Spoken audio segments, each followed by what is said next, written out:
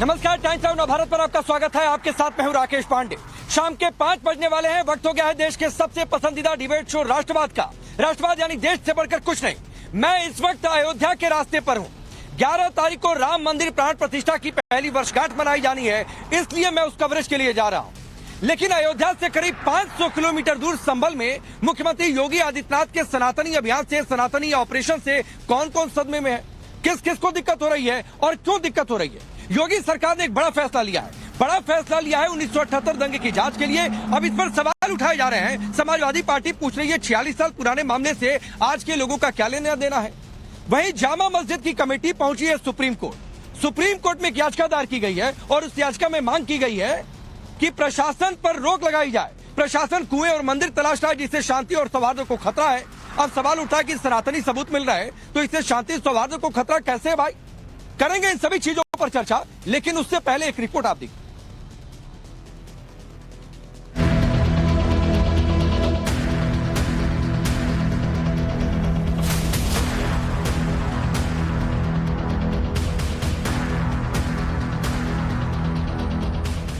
संभल में योगी आदित्यनाथ का सनातनी अभियान जारी है। योगी पूरे संभल की सर्जरी कर रहे हैं। एक तरफ संभल में खुदाई में कुएं मिल रहे, बावड़ी मिल रही, कई सालों से बंद पड़े मंदिर फिर से खोले जा रहे। दूसरी तरफ 24 नवंबर को ही हिंसा के आरोपियों पर एक्शन भी जारी है। तो वहीं अब 1978 को हुए दंगे की फाइल फिर से ओपन होने जा रही। लेकिन संभल में योगी की सर्जरी सनातन विरोधियों को चुभने लगी है। संभल में हो रही खुदाई से लेकर 78 के दंगों की फिर से जांच का विरोध हो रहा। विरोधियों की कोशिश हो रही है कैसे भी हो संभल में योगी के सनातनी अभियान पर रोक लगा दी जाए। क्या यही वजह है कि संभल में जामा मस्जिद कमेटी दोबारा सुप्रीम कोर्ट पहुंची है। अर्जी में कमेटी ने कहा है कि जिला प्रशासन इलाके में पुराने मंदिर और कुएं तलाशने में जुटा है। अर्जी में मस्जिद की सीढ़ियों यानी प्रवेश द्वार के पास कुएं की जांच पर सवाल उठाए गए और वहां पर यथास्थिति रखने की मांग की गई है। आरोप लगाया गया है कि प्रशासन का ये काम किसी भी तरह शांति और सौहार्द स्थापित करने का नहीं है। कमेटी ने सुप्रीम कोर्ट से संभल जिला प्रशासन को निर्देश देने की मांग की है कि सुप्रीम कोर्ट की इजाजत के बिना इस तरह की कोई कार्रवाई नहीं की जाए। अब सवाल है, क्या सनातन के सबूत मिल रहे तो कट्टरपंथी बौखला गए। अगर सनातन के पुख्ता सबूत मिल रहे हैं तो उससे परेशानी क्यों हो रही। विरोधियों की चिंता सिर्फ खुदाई नहीं है। अब तो योगी सरकार ने 78 दंगों की फाइल फिर से खोलने का फैसला लेकर कट्टरपंथी गैंग की टेंशन और बढ़ा दी है। संभल में 78 में हुए दंगों की फिर जांच होगी। योगी सरकार ने 1978 दंगे की जांच के आदेश दिए हैं। प्रशासन से 1 सप्ताह के भीतर 1978 दंगे पर रिपोर्ट देने को कहा गया है। संभल के एएसपी और एडीएम 1978 दंगे की जांच करेंगे। साक्ष्यों के आधार पर, तथ्यों के आधार पर तदनुसार उसकी सही स्थिति पूरे देश और प्रदेश के सामने आनी ही चाहिए कि बहुत बड़ा दंगा था। पश्चिमी उत्तर प्रदेश का इतना बड़ा दंगा था कि जिससे पूरा प्रदेश हिल गया था। तमाम बेकसूर लोगों की जान गई थी। तो मैं समझता हूँ अच्छा निर्णय सरकार का जो निर्णय आया है, इस निर्णय के निष्कर्ष के बाद वास्तविक स्थितियां आम लोगों के संज्ञान में आएंगी, सामने आएंगी। संभल में बहुत कुछ छुपाया गया था। संभल की खुदाई से बहुत सारे तथ्य निकल करके सामने आए हैं और बहुत सारे इतिहास के वो पन्ने खुल गए हैं जिन पन्नों में अत्याचार की, अन्याय की गाथाएं हैं, जिसमें निरपराध लोगों की नरसंहार हैं, हत्याएं हैं। और इन मामलों की जांच किया जाना, दोषियों को सजा दिया जाना और पीड़ितों के जख्मों पर मरहम लगाना, उनको न्याय दिया जाना, यह अभी भी समीचीन है। और इसलिए इन बातों को लेकर के अगर आवाज उठाई जा रही है तो निश्चित तौर पर यह आवाज सुनी जानी चाहिए, क्योंकि पीड़ित के परिजन अब भी न्याय की आस लगाए बैठे हैं कि कैसे उनके साथ तत्कालीन सरकारों ने मजहबी तुष्टीकरण के चलते अन्याय करने का काम किया था और अन्याय करने वालों का साथ देने का काम किया था। दरअसल बीजेपी एमएलसी श्रीचंद शर्मा ने यूपी विधानसभा के शीतकालीन सत्र में संभल में 78 में हुए दंगों की जांच कराकर दोषियों के विरुद्ध कठोरतम कार्रवाई किए जाने की मांग की थी। विधानसभा में सीएम योगी ने संभल की हिंसा का जिक्र करते हुए कहा था कि 78 के दंगे में 184 हिंदुओं की जान गई थी।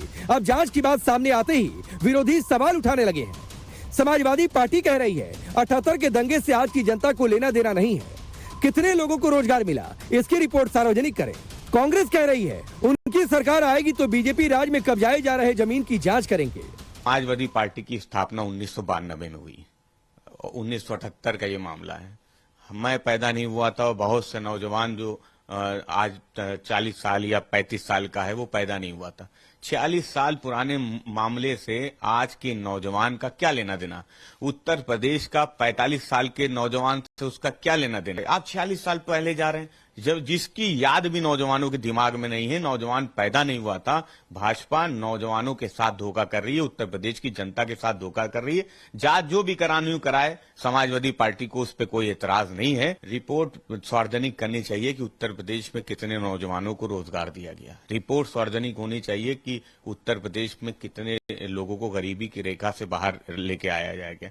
रिपोर्ट वो भी होनी चाहिए कि कैसे भारतीय जनता पार्टी वो भ्रष्टाचार कर रही है, उसके भी आंकड़े सार्वजनिक होने चाहिए। कि योगी जी जितने भी पुरानी जितनी घटनाएं हुई हैं, सारी घटनाओं की जांच कराएं और सारी चीजें करें, और जितनी भी जमीनें इस समय जितनी जमीनों की कब्जे हो रहे हैं, योगी जी के समय भाजपा के लोग कब्जा कर रहे हैं, इनके मंत्री सांसद कब्जा कर रहे हैं, इसकी भी हमारी सरकार बनेगी, जांच कराएंगे और कड़ी कार्रवाई, सबको जेल भेजेंगे। ऐसे में सवाल है, क्या संभल में योगी का ऑपरेशन सनातन से कट्टरपंथी गैंग को टेंशन हो रही?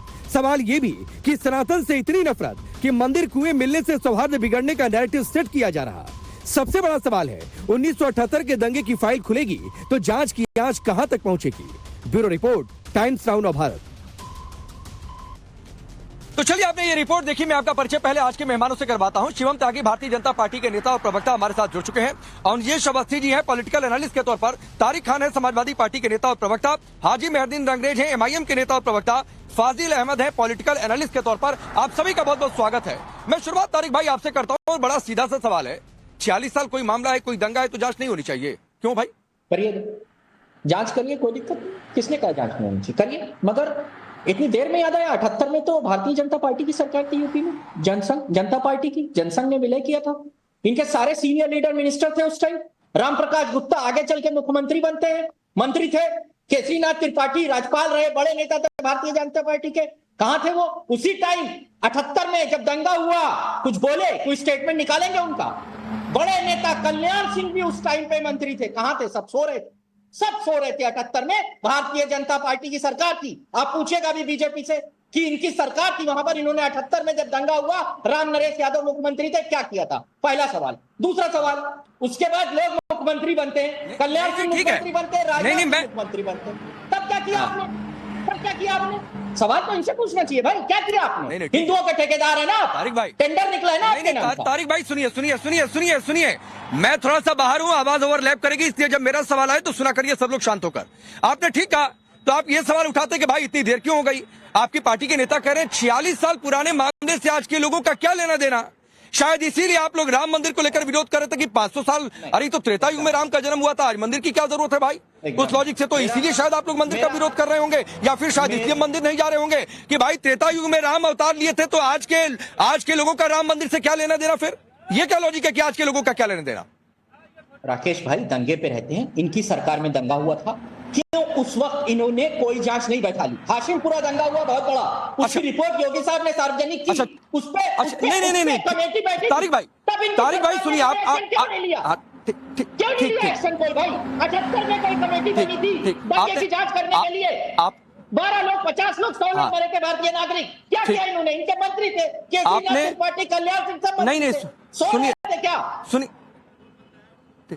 नहीं सुनिए तारिक भाई सुनिए, आपने कहा ना दंगे पर रहते तो दंगे पर ही रहते हैं, लेकिन राम मंदिर पर भी आऊंगा, क्योंकि लॉजिक बड़ा गड़बड़ है कि 46 साल पुराने मामले से आज के लोगों का क्या लेने देना, ये लॉजिक मुझे हजम नहीं हुआ। आप दंगे पर ना चलिए, ठीक है, 78 दंगा आपको लगता है कि जांच होनी चाहिए, हाँ या ना? नहीं, पहले बताइए, जांच होनी चाहिए थी ना दंगे की? होनी चाहिए थी ना? और ये भी जवाब होनी चाहिए थी ना? क्या कर रहे थे उसके, अरे होने साथ में ये भी होना चाहिए कि जब बीजेपी के, हाँ ठीक है, नहीं तो 78 दंगे की जांच सही ना ठीक है। अरे सुनिए तारिक भाई, मैं देरी पर भी आऊंगा, पहले जांच होना ठीक है ना? अरे जांच से खुश है ना? सुनिए 78 में जब इनकी तारिक भाई तो भजिया चल रहे थे, हाँ सुनिए ठीक, चलिए सुनिए ना, तो बीच में मुलायम सिंह यादव जी की भी सरकार आई, उसके बाद अखिलेश यादव जी की भी सरकार आई, वो भी मुख्यमंत्री बने। हाँ। तो मैं यही सही पूछूं बात। कि कौन क्या चल रहा सही बात। था। और इनसे दंगे भी की तो अगर पूछिए। जांच जरूरी थी तो जब आपकी सरकार थी तो क्यों नहीं दंगा की जांच करा अरे दिया? तो तभी इनकी सरकार थी 78 में जब दंगा हुआ। ये जिम्मेदार नहीं है, ये जीरो जिम्मेदार है। इनसे कोई सवाल मत पूछिएगा, क्योंकि आपकी सेटिंग है भारतीय जनता पार्टी से। अरे तो यही सेटिंग करके आते अरे हो। पूछो सवाल, हिम्मत है। हिम्मत अरे है, तारिक सवाल पूछने भाई, का, राकेश भाई। तारिक भाई, हिम्मत इनकी नहीं है आपके सरकार अंदर। थी, ये लोग जिम्मेदार थे, तब तो आपके पास और प्लस पॉइंट था कि जांच अरे करा भाई। देते और दूध का दूध पानी का पानी कर देते अरे कि भाई, कौन इस तो दंगे के लिए उस जिम्मेदार था। उस कर टाइम देते हिसाब नीति किताब। गोली खा के कल्याण सिंह इतना बढ़िया नीति मौका आप गोली- चूक गए, दो दो तीन तीन बार चूक गए, गजब है भाई। राम प्रकाश गुप्ता मंत्री नींद की गोली खा के सो रहे थे जब 1250 हिंदू मर गए थे, तब ये हिंदू के ठेकेदार नहीं थे। आज अरे बन तो के ठीक है ना। ठेकेदार। नहीं नहीं तो अरे भाई, आपकी पार्टी की सरकार थी तो सारे नेता मंत्री क्या नींद की गोली खाकर सो रहे थे क्या? ये कौन सा लॉजिक है? चलिए शिवम त्यागी, शिवम त्यागी, जांच ठीक है, नहीं नहीं ठीक है।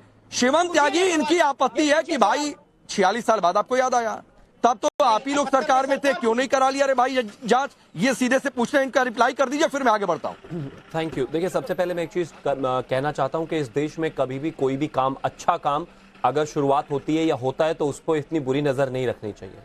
पहली सरकारों में भारतीय जनता पार्टी की सरकार पहले भी बनी थी, लेकिन श्री राम मंदिर नहीं बन पाया था। इस सरकार में बन गया, अच्छी बात है, बन गया, बहुत बेहतर बात है। इसके अलावा अगर मैं बात करूं तो सर्जिकल स्ट्राइक, एयर स्ट्राइक पहली सरकारों में नहीं हो पाई, इन सरकारों में हुई, बहुत अच्छी बात है।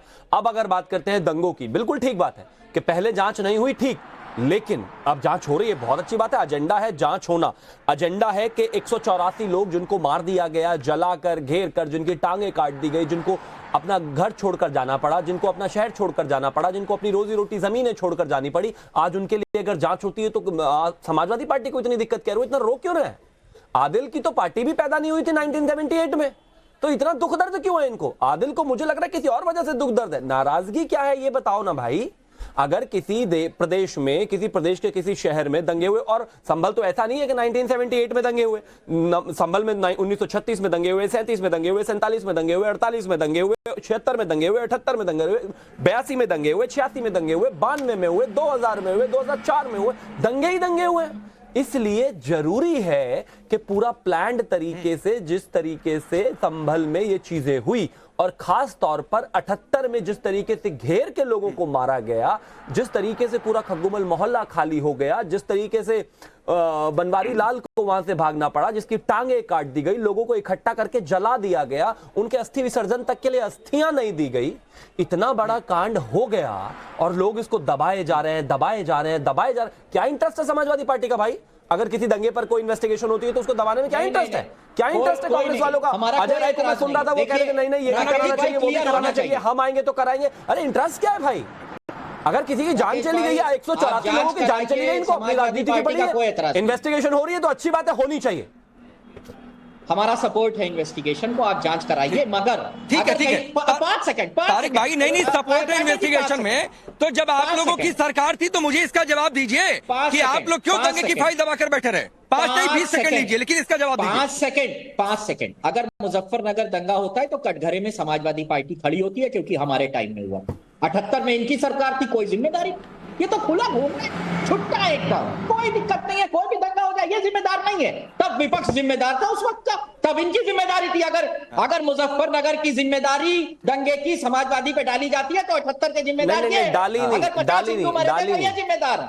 तारिक जी कहिए कि मुजफ्फरनगर दंगे के जिम्मेदार, मुजफ्फरनगर दंगा कराने वाले समाजवादी पार्टी वाले थे, हम भी मान लेंगे। चलिए बताइए, कहिए मुजफ्फरनगर दंगा समाजवादियों की वजह से हुआ था, कहिए 78 का दंगा, 78 में जो हिंदू मरे थे, अभी आपने कहा कि मुजफ्फरनगर के दंगे के लिए आप जिम्मेदार हैं, आप जिम्मेदार हैं, बताइए समाजवादी पार्टी मुजफ्फरनगर के दंगे के लिए जिम्मेदार है, बताइए है कि नहीं? 20 हिंदू मरे थे। अरे ये देखिए हो गए ना इधर उधर, यही तो परेशानी आपकी। अभी अपने आप ही कह रहे थे कि मुजफ्फरनगर का जो दंगा हुआ उसके जिम्मेदार हम हैं, यानी कि समाजवादी पार्टी। ठीक है, अगर समाजवादी पार्टी को मुजफ्फरनगर दंगे के लिए कटघरे में खड़ा किया जाता है तो अगर मगर क्या होता है भाई? थे आप उसमें, आप थे उस समय जिस समय दंगा हुआ, आप थे वहां पर जिस समय दंगा हुआ। दंगाई को आपने अखिलेश यादव जी ने बुलाकर प्राइवेट जेट से, विशेष विमान से लखनऊ बुलाया था जब दंगे हो रहे थे, और वहां पर उसके बाद लोग वहां पर मर रहे थे ठंड में, कैंपों में, तब अखिलेश यादव जी सफाई में महोत्सव करा रहे थे, नाच गाना ठीक है, तो इसमें जिम्मेदारी आपकी और किसी की नहीं है। जिम्मेदार थी 78 में अगर 50 लोग मरे थे तो बीजेपी जिम्मेदार थी। नहीं कहिए ना, मैं तो मैं आऊंगा 78 से आगे आएंगे। मैं 2013 दंगे पे भी आऊंगा। 78 से शुरू करते हैं, पहले आप मानिए 50 क्या होता है, कहिए क्या। नहीं मैं 78, वो तो बहुत पुराना भी नहीं है, मैं आगे बढ़ रहा हूँ, मैं 78,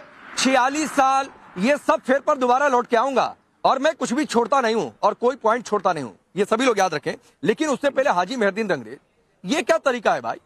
आप मस्जिद के सर्वे का विरोध करें, चलिए बात समझ में आती है कि आपको लगता है कि इस जगह पर सर्वे गलत है, आप गए अदालत में। लेकिन उस पूरे संभल में कहीं मंदिर मिल गया, कुआं मिल गया और प्रशासन ने अगर खुलवा दिया तो इससे शांति सौहार्द को दिक्कत कैसे हो जाती है? मुझे नहीं समझ में आ रहा, जरा समझाइए। कोई बीच में आएगा नहीं, लेकिन मंदिर, कुआं, मूर्तियां मिलने से शांति सौहार्द को खतरा कैसे, ये मुझे समझाइए। देखिए राकेश भाई, जिस तरीके से योगी की सरकार मंदिरों को ढूंढने का काम कर रही है, घर घरों में जाकर, गली गलियों में जाकर, तो ऐसे तो उन्हें फिर जो है मस्जिदों को भी ढूंढना चाहिए। ऐसे ही उन्हें जो है फिर सिख समुदाय के जो गुरुद्वारे हैं उन्हें भी ढूंढना चाहिए, जो चर्च हैं उनको भी ढूंढना चाहिए। तो ये तुष्टीकरण की राजनीति जो यूपी में हो रही है, किसी तरीके से ये दिखाया जाए कि हिंदू और हिंदुत्व की जो राजनीति है भाजपा की, उसको जो है किसी तरीके से बल मिल सके। और वो लगातार इस तरीके की राजनीति, योगी जी की भाषा कभी भी हमें एक मुख्यमंत्री की भाषा नजर नहीं आती। जब हम वो उनको सुनते हैं और उनको देखते हैं तो लगता है ऐसा कि उनके अंदर जो है हिटलर की आत्मा आ गई है। वो लगातार मुसलमानों से नफरत की बात करते हैं। मुख्यमंत्री के लिए गलत शब्द, अरे सुनिए अभी मेहरदीन, इनके नेता को कुछ कहूंगा तो नाराज हो जाएंगे, रोने लगेंगे। अभी मैं कहूंगा कि वो जिना है, मसले हैं उनको उठाने का अगर मैं किसी तरीके से ओवैसी के लिए कहूं कि उनमें जिना की आत्मा है, वो मॉडर्न जिना है, वो जिना की तरह देश को तोड़ना चाहते हैं, उनके ख्याल देश को तोड़ने वाले हैं। और ये जो प्रवक्ता बैठे हैं ये जिना की पार्टी के हैं, तो अच्छा लगेगा इनको? देखिए मैं आपके बीच में नहीं बोल रहा था भाई शिवम भाई, नहीं बीच की बात ही नहीं है, मैं तो सीधा सवाल पूछ रहा हूं। हो गया, चुप बताइए कि आप भी जिना की पार्टी के प्रवक्ता बोलिए। नहीं आप जो नहीं जिना की पार्टी के प्रवक्ता बोलिए। अच्छा सुनिए तो अरे सुन रहा हूं, जिना की पार्टी के प्रवक्ता बोलिए। अरे सर, अरे गोडसे जिना की पार्टी वालों बोलो क्या फिर? अरे भारत के तोड़ने की पार्टी तोड़ने वाली पार्टी वालों। नहीं सुनिए मेहरदीन, हिटलर जिन्ना से आगे बढ़िए, हिटलर जिन्ना से आगे बढ़िए। अरे सुनिए ना, मैं डिबेट डिरेल नहीं, सुनिए मेहरदीन, कोई डिबेट डिरेल नहीं होगी। मैं हिटलर, गोडसे और जिन्ना पर चर्चा नहीं कर रहा हूं। मुझे समझाइए, मंदिर मिलने से शांति सौहार्द को खतरा कैसे, मैं अभी भी नहीं समझ पा रहा हूं, मुझे समझाइए भाई। देखिए जो शासन प्रशासन है राकेश भाई यूपी का, वो लगातार जो है मंदिरों को ढूंढने का काम कर रहा है और उनमें डेंट पेंट करने का काम कर रहा है। कि सरकार का ये काम हो सकता है जहां पर महिलाओं में, यूपी में तो क्या दिक्कत है? मैं कह रहा हूं अगर प्रशासन ने मंदिर कहीं मिल गया, उसने डेंट पेंट करा दिया मेहरदीन, तो इससे शांति को खतरा कैसे है? आपको बुरा लग जाता है क्या मंदिर कहीं मिल जाता है? तो क्या आपको बुरा लग जाता है कहीं 100 साल पुराना मंदिर मिल गया, कहीं 46 साल पुराना मंदिर मिल गया, कहीं दबी हुई मूर्तियां मिल गई, आपको बुरा लगता है क्या मेहरदीन? आपका भी कोई धार्मिक स्थल कहीं मिले, आप कहिए इसका भी डेंट पेंट करा दीजिए भाई, तो बात समझ में आती है। अरे कब्जे की बात ही नहीं है, मैं पूछ रहा हूँ शांति सौहार्द को खतरा कैसे मंदिर से, ये समझना चाह रहा हूँ। मुसलमानों के खिलाफ काम कर रही है। अरे फिर तुष्टीकरण की राजनीति है। आपको मंदिर से आपको मंदिर दिख जाए तो आपको लगता है शांति खराब हो गई, ये तुष्टीकरण नहीं है। शपथ ली है, फिर आप ऐसा कैसे कर सकते हैं? हिंदू बताइए ना। या तो संविधान की शपथ में कहीं मंदिर मिल जाए तो डेंट पेंट कराना मना है क्या? नहीं किसी को। आप देश के 10 सेकंड दीजिए मुख्यमंत्री होने के नाते आप लगातार हिंदू की बात। अच्छा बोलिए 10 सेकंड बोलिए, फिर अनिल जी आ रहा हूं, बोलिए। ये क्या? देखिए मैं एक चीज कहना चाहता हूँ। अरे रुक जाओ, जिना की पार्टी के प्रवक्ता रुक जाओ, मेरा समय। मैं एक ही चीज कहना चाहता हूँ। कुमार विश्वास एक बहुत ही अच्छी बात कहते हैं कि मस्जिदें तुमने बनाई मंदिरों को तोड़कर। क्या मस्जिदें बन नहीं सकती थी मंदिर छोड़कर? ये कह रहे हैं कि जब हम मंदिर ढूंढ रहे हैं तो हमें मस्जिद भी ढूंढनी चाहिए। अरे ढूंढ तो कोई कुछ भी नहीं रहा, ढूंढ तो बिजली चोरी रहा था समाजवादी पार्टी के सांसद की। लेकिन बिजली चोरी में जब वहां पर देखा तो पता चला वहां पर तो मंदिर है, जहां पे भी खोदते हैं वहां मंदिर है। ASI अगर बाबरी के नीचे खोदे तो मंदिर है, संभल में अगर खोदे तो मंदिर है, अगर संभल के आसपास के 24 कोस में कहीं पर भी खोदे तो मंदिर है, कुएं हैं, भगवान श्री राम है, और इसके अलावा और जितनी भी जगह पर खोदते हैं मंदिर ही है। तो जाहिर है अब जब बनाया आपने ऐसा है तो क्या करें? तो बहुत सीधी बात है, आप जहां पर भी खोदेंगे सनातन और मंदिर भगवान ही मिलेंगे भाई, यहाँ कोई और नहीं मिल रहा। पूरे देश को खोद दीजिए। ठीक है, आप एक बिल लेकर आइए ना संसद में, नहीं, बिल लेकर आके पूरे देश को खोद दीजिए। हाँ। अरे क्या हमारे देश में मंदिर और मस्जिद की कमी पड़ रही है? जो चलिए ठीक है ना, एक संभल तो आपसे हजम नहीं हो रहा है। एक संभल में खुदाई हो गई, बावड़ी मिल गई, मंदिर कुएं मिल गए, तो ये आपको हजम नहीं हो रहा है मेहरदीन। आप पूरे देश को खोदने की बात कर रहे हैं। अवनिजेश जी, फाजिल भाई आऊंगा, चिंता मत करिए आऊंगा। अवनिजेश जी, संविधान की शपथ में क्या कहीं मंदिर मिल जाए तो उसे डेंट पेंट कराना मना है क्या? राकेश जी, सवाल मुझसे ना। राकेश जी, मुझे समझ में नहीं आ रहा कि आपने आज की डिबेट की शुरुआत तारिक भाई से की। तारिक भाई शुरुआत में इतने गुस्से में क्यों बोल रहे थे? आज चिल्ला चिल्ला के जैसे न जाने क्या हो गया, क्यों नहीं किया। इतना गुस्सा, इतना बौखलाहट, इतनी चिड़चिड़ाहट आज क्यों दिखाई दे रही थी? सिर्फ जांच की तो बात की, पहली बात। दूसरी बात ये कि 1978 में दंगा हुआ, आपने कई मुख्यमंत्रियों के नाम गिना दिए तारिक भाई ने। ये माने बैठे हैं कि हमें तो जांच करानी ही नहीं थी, अपने मुख्यमंत्रियों के नाम नहीं लिए। भैया उन्होंने नहीं करवाया तो तुमने क्यों नहीं कराया? क्योंकि ये तो मानते हैं कि ये तो इनका सर्टिफिकेट है कि हम क्यों कराएंगे भाई, दंगों की जांच हम क्यों कराएंगे? 209 अगर हिंदू मारे गए थे तो हमारे मुख्यमंत्री क्यों जांच कराएंगे? ये तो स्वयं मान लिया इन्होंने, अपने मुख्यमंत्रियों के नाम नहीं लिए, दूसरे मुख्यमंत्रियों के नाम लिए, दूसरे पार्टियों के मुख्यमंत्रियों के नाम लिए। तीसरी बात बड़ी साफ सी है कि ये 1947 से पहले का मसला नहीं है और कोई मंदिर खोजने नहीं जा रहा। जहां जो भी चीज सर्वे की जा रही है, जहां जाया जा रहा है, वहां मंदिर मिल रहे हैं। ऐसा नहीं कि मंदिर ढूंढे जा रहे हैं।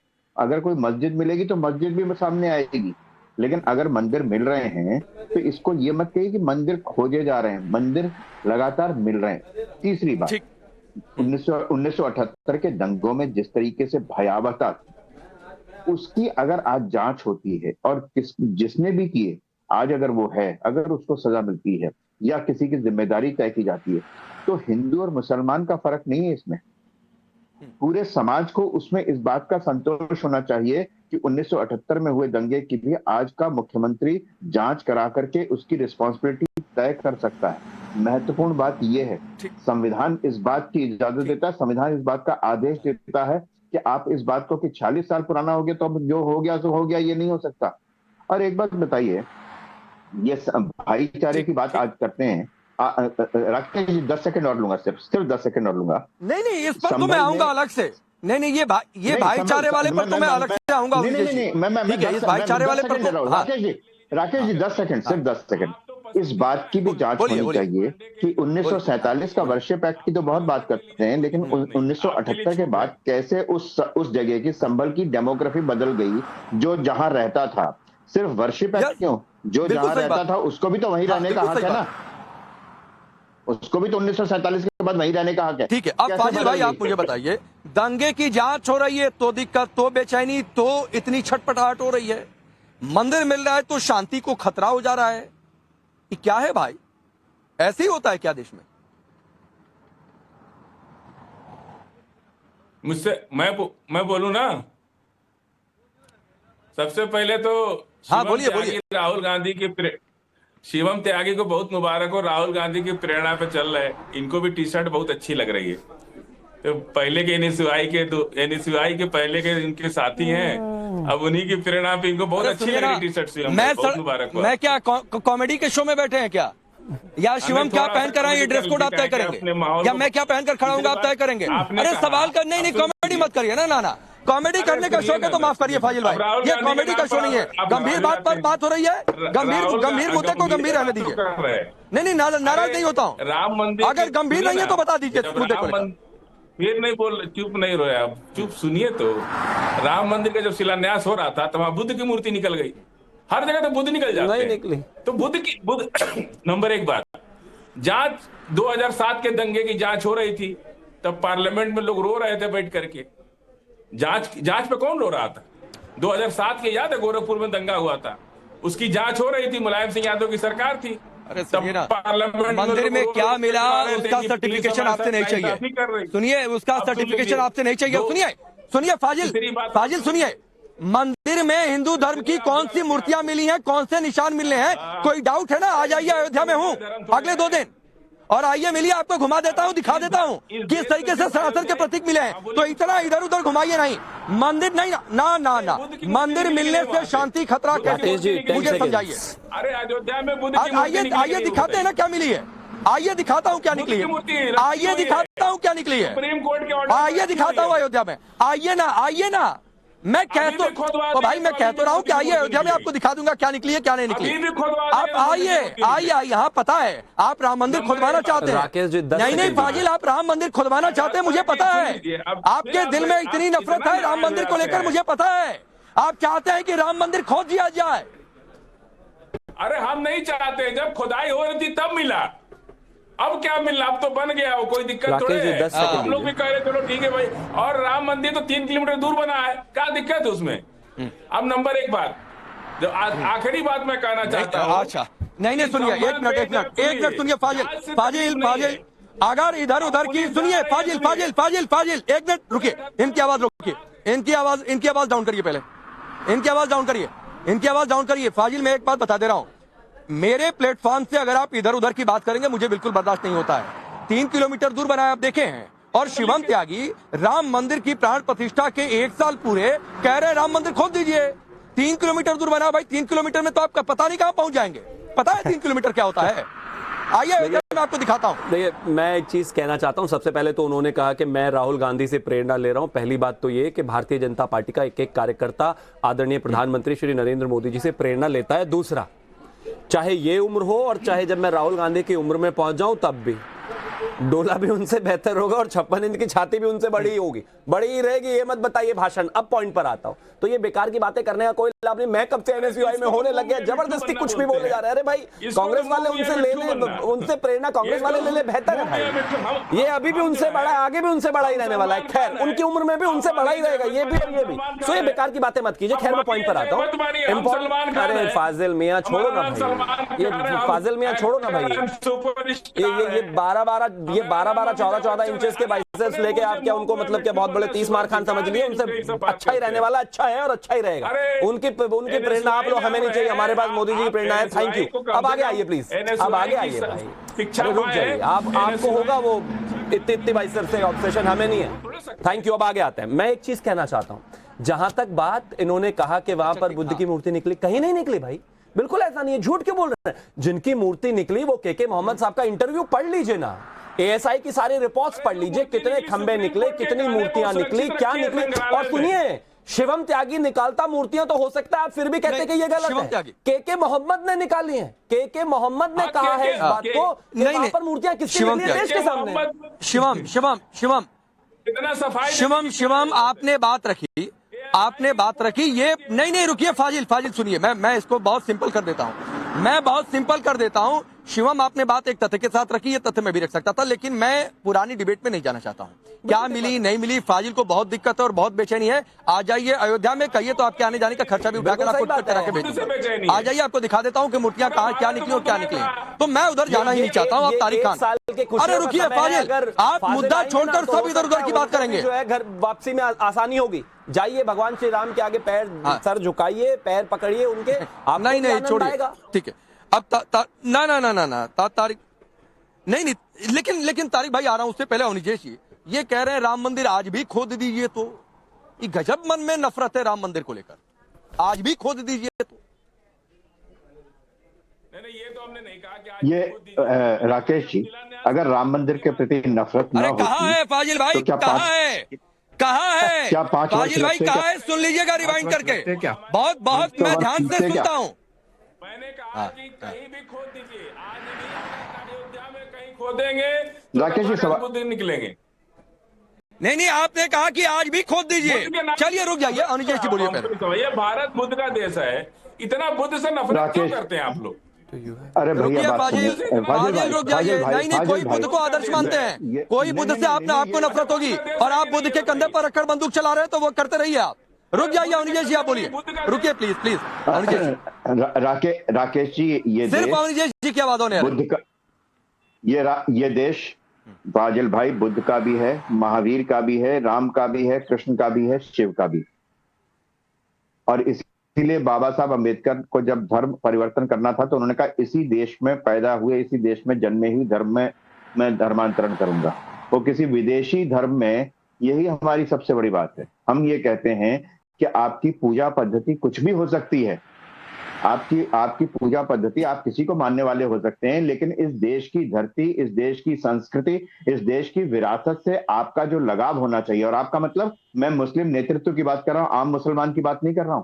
आम मुसलमान से पूछें, इकबाल अंसारी, वो इकबाल अंसारी जिसने राम मंदिर के खिलाफ मुकदमा लड़ा, वो राम मंदिर की प्राण प्रतिष्ठा में था, पार्टी का नेता कोई नहीं था वहां पर। ये है राकेश जी। नहीं, ठीक है, मैं आऊंगा, लेकिन एक बिल्कुल ठीक बात है, कोई दिक्कत नहीं है, बिल्कुल ठीक बात है आपकी। लेकिन तारिक भाई, जो आपने कहा था ना शुरू में कि इसको छोड़िए, अभी बाद में बात करेंगे, तो मैं अब बाद में आखिरी के 3-4 मिनट में समय आ गया। रुकिए प्लीज, मैं तारिक खान से बात कर रहा हूं और किसी से नहीं, रुक जाइए। 46 साल पुराने मामले से आज के लोगों का क्या लेना देना?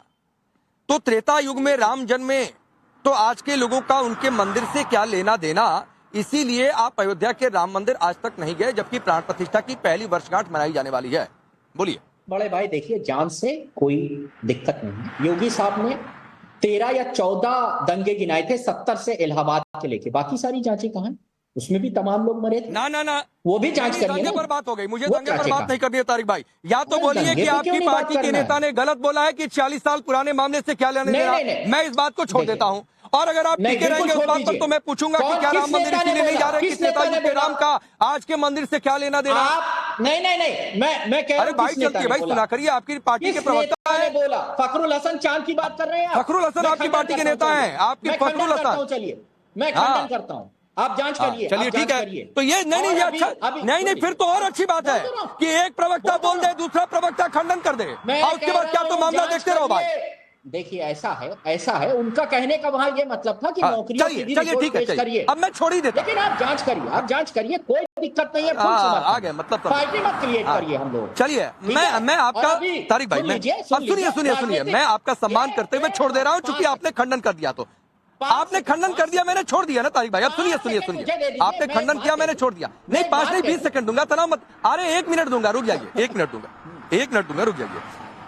आपकी पार्टी के सर्वे सर्वा कहते हैं भाईचारा को खतरा। आपकी पार्टी के बड़े नेता हैं शिवपाल यादव जी, कहते हैं मंदिर खुल रहा है तो सौहार्द को खतरा है। शाही मस्जिद जामा मस्जिद की कमेटी भी कह रही है मंदिर खुल रहा है तो सौहार्द को खतरा है।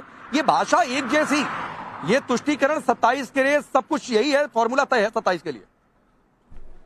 देखिए, मेरा कहने का मतलब यह है, जब आप इस तरीके की भावना को भड़काएंगे तो हिंदू मुसलमान में टकराव तो होगा ही, उसी का नतीजा है। तमाम दिनों से भारतीय जनता पार्टी और कर क्या रही है? अभी राजनीतिक विश्लेषक साहब बाबा साहब का जिक्र कर रहे थे कि उन्होंने प्राचीन धर्म को अपनाया। 22 प्रतिज्ञा भी तो ली थी। पढ़ूं 22 प्रतिज्ञा? पढ़ूं मैं? अभी कह रहे थे मैं बहुत चिल्ला रहा हूं। नहीं, पढ़ के बताओ भैया, आपने गलत सुना।